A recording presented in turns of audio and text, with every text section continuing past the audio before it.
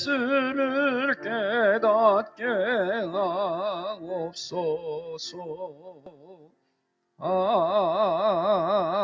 아멘. 다 같이 샬롬으로 인사하겠습니다. 샬롬 샬롬. 이 시간 말씀의 제목은 내 믿음을 증명하라. 믿음을 증명하라. 오스왈드 챔버스, 기독교 서적 주님은 나의 최고봉 제자도, 최고의 베스트셀러를 썼던 이 오스왈드 챔버스는 이렇게 이야기하였습니다. 예수 그리스도의 생애는 하나님의 관점이 아니라면 처절한 실패의 연속이었다. 예수 그리스도의 생애는 하나님의 관점이 아니라면 처절한 실패의 연속이었다. 라고 말을 했습니다. 오늘 모리아가 나옵니다. 모리아산. 이 모리아란 뜻은 하나님의 관점을 알다라는 뜻을 가지고 있습니다. 아브라함이 이삭을 번제로 드리려 했던 모리아산은 소위 말하는 시험의 장소였습니다.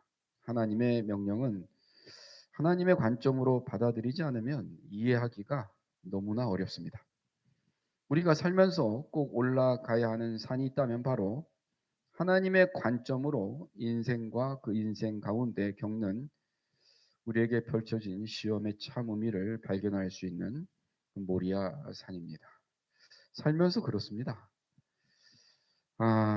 우리가 믿음의 관점, 하나님의 관점으로 세상을 바라보지 않으면 너무 답답해요. 그렇죠? 성도님들 개개인적으로 닥쳐 있는 문제도 있을 거고, 가정의 문제, 또 대한민국에도 많은 여러 가지 문제들이 있는데 현실적인 모습으로 보면 너무나 답답하지 않습니까? 캄보디아 우리 청년들 이야기가 한 며칠 TV에 계속 나옵니다. 한편으로는 얼마나 삶이 고달프고 힘들었으면 또 그렇게 갔을까 하는 생각도 들기도 하고, 한편으로는 너무나도 괘씸한 것은 그렇게 가게 한 사람들이 또 우리나라 사람들이에요. 선배들이 꼬셔서 가고. 어떻게 그렇게까지 같은 정말 한 나라의 우리 같은 이 동족이 그럴 수 있나라는 생각도 들기도 하고, 여러 가지가 착잡합니다. 그것뿐만입니까? 지금 여러 가지 미국의 정말 말도 못할 지금 이 공격이죠. 3,500억 달러면 500조입니다. 500조를 선불로 달라. 지금 이렇게 이야기하고 있죠. 우리나라 외환보유고의 80%입니다. 그러면 IMF가 터지겠죠. 근데 지금 빠져나갈 구멍이 없을 정도로 계속 공격을 하고 있고, 중국은 중국대로 또 여러 가지 또 히토류 문제나 여러 문제로 지금 중간에서 참 이러지도 저러지도 못하고 있는 이 대한민국의 현실도 안타깝지만, 또 우리 안에서도 얼마나 많은 정쟁이 정말 지금 이 쓸데없는 힘을 낭비하고 있습니까? 그런 걸 보면서 또 AI가 이렇게 발전하다 보니까 너무 많은 사람들의 직업이 지금 없어요. 직업을 잃고 있어요. 청년들이 또 이번에도 보니까 대졸 공채나 여러 뽑는 회사들이 너무나 인원이 적습니다. 많은 청년들이 또 어떻게 할까라는 생각도 하고, 참 여러 가지로 답답하죠. 학생들은 학생대로, 가장은 가장대로, 그냥 여러 가지가 참 세상적인 관점으로 보면 너무너무 답답해요. 그런데 하나님의 관점으로 우리가 좀 보면 그렇습니다. 얼마 전에 우리 이제 본우가 그런 얘기를 하던데, 청라에서 제일 장사가 잘 되는 집 하면 성원 닭갈비예요. 아랫역 닭갈비 아시죠? 가보셨나요, 청라에? 항상 웨이팅이 있는. 며칠 문을 닫았다는 거예요. 거기는 정말 웨이팅이 항상 써 있는. 근데 왜 그러냐 했더니, 가끔 우리도 밥 먹으러 가면 결제하는 젊은 아들이 있었어요. 그 아들이 폐혈증으로 죽었다는 거예요, 갑자기. 예. 며칠 문을 닫았다는 거예요. 밥을 먹으면서도 부러웠죠. 야, 이렇게 잘 되고 떼돈을 번다. 근데 그렇게 젊은 친구가 하루아침에 폐에 여러 가지 전염성 여러 가지가 들어와서 그렇게 갑자기 사람이 죽기도 합니다. 사람이 정말 내일 일을 자랑할 수 없어요. 사랑하는 성도님들, 그냥 현실이 답답하면 하나님의 관점으로 보시면 이거 아무것도 아니에요. 사랑하는 성도님들. 자, 시험이 있습니다.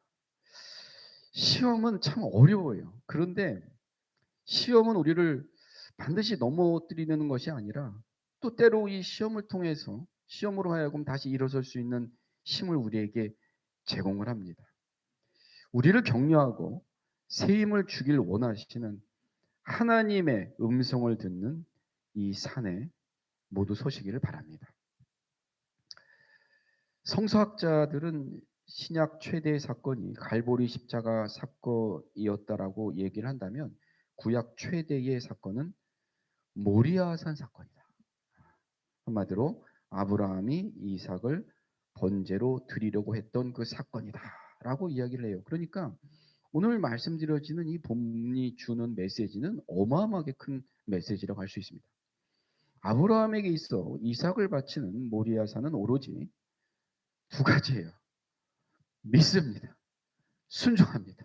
그거밖에 없어요. 믿음, 순종으로만 오르는 길입니다. 아브라함은 하나님께서 이삭을 바칠 장소로 지명한 곳 모리아산에서 하나님의 관점을 보게 돼요. 하나님의 관점을 보게 됩니다. 높은 산에 오르지 않으면 하늘의 높음을 모르고 깊은 계곡에 가보지 않으면 땅의 두터움을 알 수 없다라고 말한 순자의 격언처럼 모리아산을 오르는데 하루 이틀 사흘을 오릅니다. 사흘 동안 아브라함은 도무지 하나님의 뜻을 이해할 수는 없었을 거예요. 자, 우리의 생각, 우리의 관점과 하나님의 관점이 틀리니까 도대체 아브라함은 올라가면서 어떤 생각을 했을까? 도대체 이해가 되지 않는 정말 그 생각을 하고 갔겠죠. 하나님의 뜻을 이해할 수 없을 것입니다. 그러나 한 가지 분명한 것이 무엇이냐면 오늘 본문 22장 9절 말씀을 보겠습니다. 22장 9절. 하나님이 그에게 일러주신 곳에 이른지라. 그냥 분명한 것은 뭐예요? 하나님이 일러준 곳이다. 그냥 가는 거예요.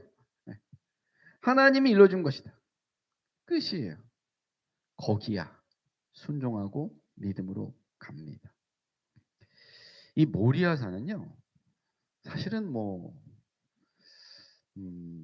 가장 어떻게 보면 유대교에서 신성한 지역이죠. 그래서 모리아산을 성전산이라고 부릅니다. 모리아산 하면 가장 처음에 기억나는 것은 다윗이 인구 조사를 해서 징계를 받습니다. 그죠? 그래서 전염병으로 7만 명이 죽습니다. 그리고 선지자의 이제 어떤 그 질책을 받고 아라우나의 타작마당에서 제사를 드려서 전염병을 그쳤다. 사건 아시죠? 그 아라우나의 타작마당이 바로 이 모리아산입니다. 또 중요한 것은 뭐냐면 솔로몬이 성전을 지은 곳이에요. 그래서 이것을 우리는 제1성전이라고 이야기를 합니다. 그리고 이제 기원전 515년부터 이 이스라엘이 멸망하는 티토 장군에서 멸망하는 70년까지 서 있던 그 제2성전이 있었던 장소가 바로 또 이 모리아고, 유대인들은 이렇게 생각합니다. 메시아가 오면 이 바로 모리아, 우리가 말한 예루살렘 여기에 제3성전이 지어질 것이라고 믿고 있죠. 그리고 바로 이 장소에서 예수님이 십자가에 못 박힌 곳이니까 사실 유대인에게 있어서, 그리고 이 예루살렘을 점령하기 위해서 십자군과 그 정말 엄청난 전쟁을 벌였던 수많은 사람이 이 예루살렘을 회복하기 위해서 피를 흘렸던 어마어마한 장소. 근데 공교롭게도 여기가 바로 하나님이 이삭을 바치라고 한 장소입니다. 대단한 장소죠. 유대인들은 자녀들에게 비전을 가르치며 다윗의 이야기를 들려줍니다. 이스라엘 사람들은 골리앗이 싸우기에 너무 크고 벅찬 상대라고 생각을 하였으나 소년 다윗의 관점으로 보면 그게 아니에요. 그는 자신이 돌팔매를 탁 던졌을 때 빗나가기는 너무나 큰 상대라는 거예요. 생각이 틀린 거죠. 골리앗이 너무 크니까 빗나가기도 어려워. 그렇게 생각. 했습니다. 분명 이스라엘 사람들과 다윗의 관점이 이렇게 달라요.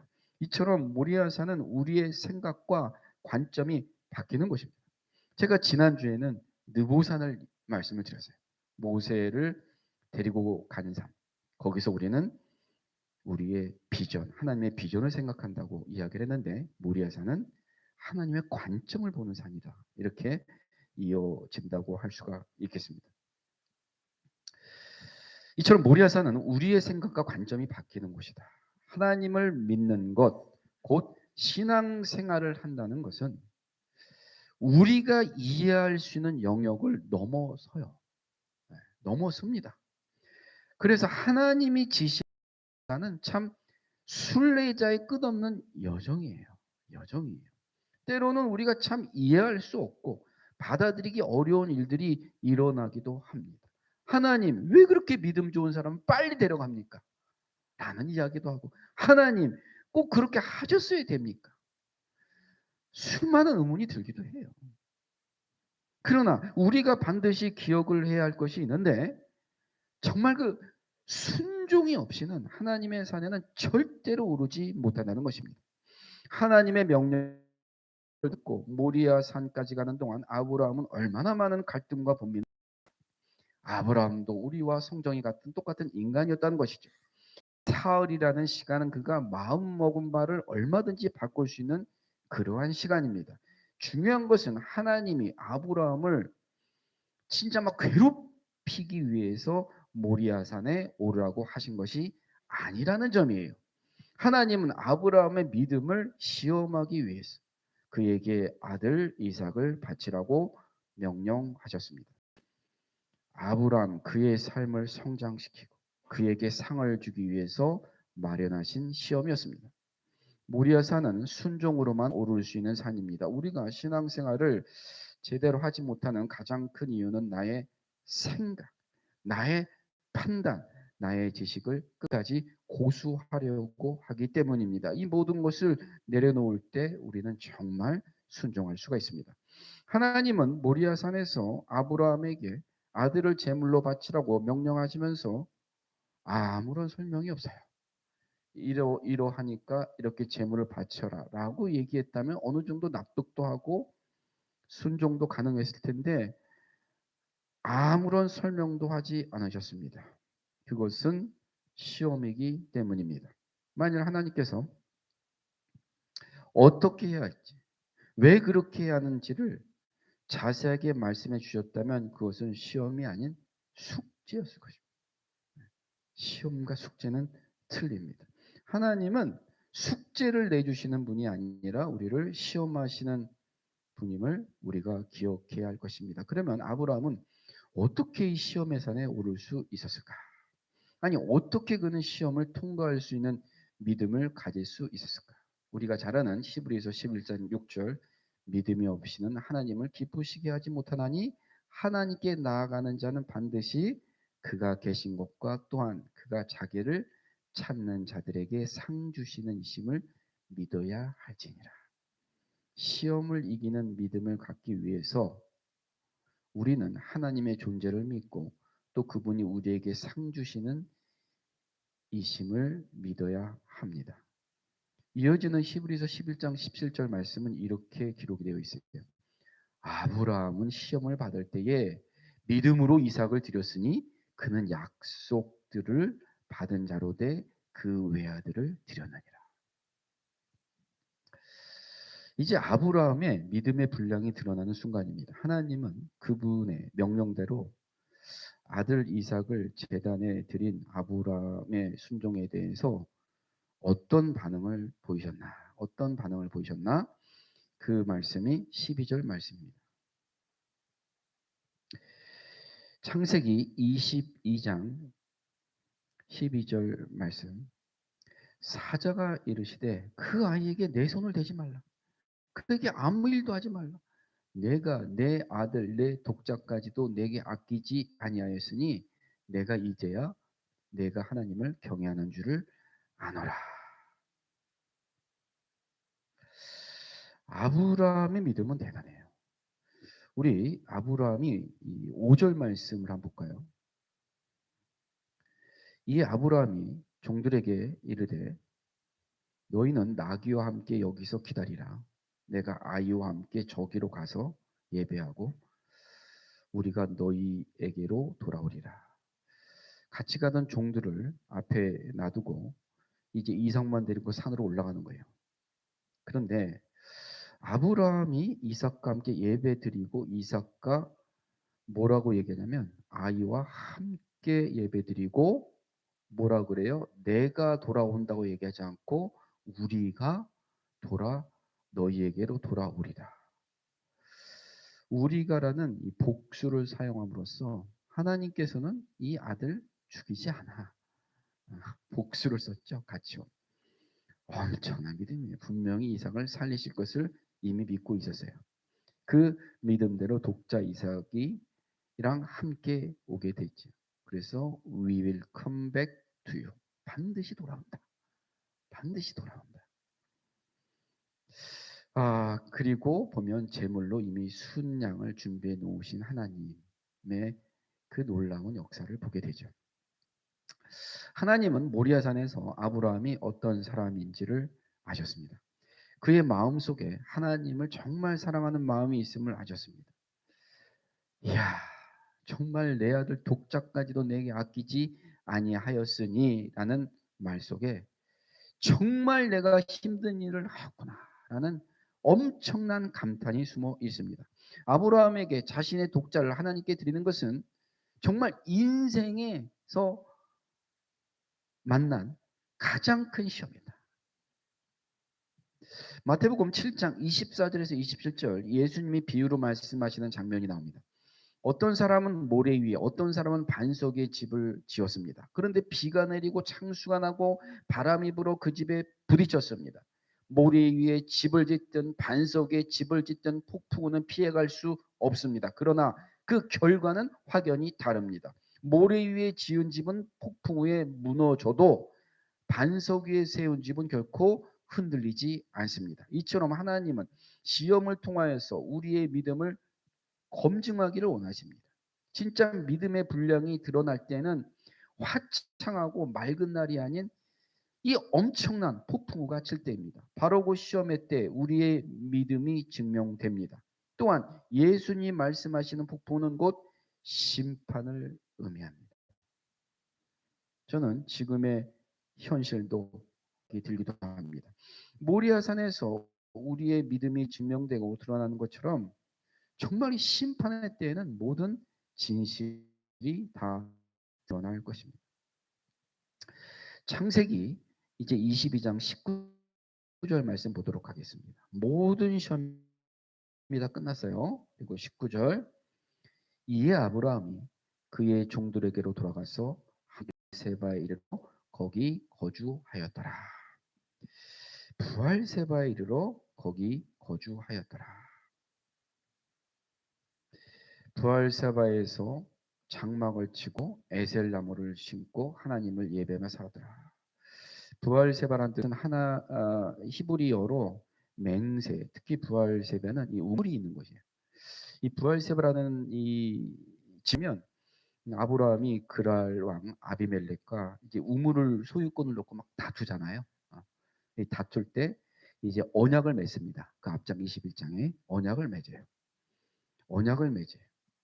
그러니까 언약을 맺은 땅, 약속의 땅, 우물이 있는 풍성한 땅, 즉 부할세바에 이르러 거주해야 했다는 뜻은 하나님께 순종한 그 큰 시험을 다 통과한 후에 약속의 땅이자 언약의 장소로 돌아와서 믿음의 삶을 계속 이어갔다라고 이제 우리는 생각할 수 있습니다. 아브라함은 모리아산에서 내려온 뒤 부할세바에 정착을 합니다. 이제 떠돌이 같았던 그의 삶이 안정을 찾게 된 것입니다. 하나님 앞에 우리의 믿음이 증명되는 그 순간까지가 참으로 중요합니다. 하나님 왜 이렇게 이해할 수 없는 길을 가야 하나요? 라고 물을 때 하나님은 대답을 하십니다.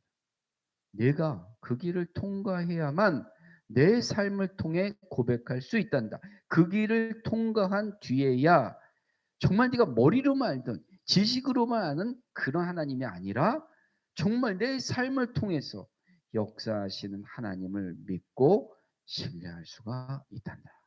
입술로만 하나님 사랑합니다. 하나님 제 삶의 주인이십니다라고 고백하는 것이 아니라 우리는 삶을 통해 하나님에 대한 반드시 증명해야만 합니다.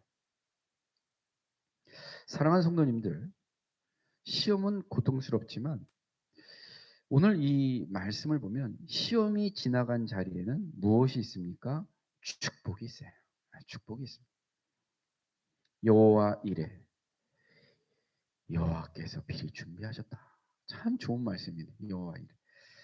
여호와 이레라는 말씀이 그래서 여기서 나옵니다. 예. 모리아산에 이르러서야 경험이 된 거예요. 예. 정확하게 여호와 이레의 말씀이 오늘 14절 말씀이에요. 아브라함이 그 땅 이름을 여호와